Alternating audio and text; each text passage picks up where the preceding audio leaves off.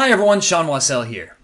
Previously, we've seen how to incorporate basic WebSocket functionality into our note sharing application and how to do things like load data and update data via a WebSocket instead of using basic network requests. However, there are still quite a few concepts that we need to cover in relation to WebSockets, such as how do we protect our data when working with WebSockets, right? Because currently, any user can modify any note, and that's something that we looked at how to protect our data from a long time ago, but we've kind of regressed a little bit. And there's several other things like that that we're going to have to take a look at here too.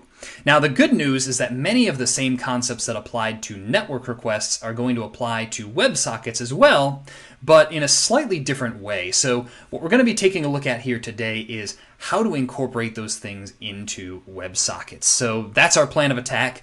Let's get started.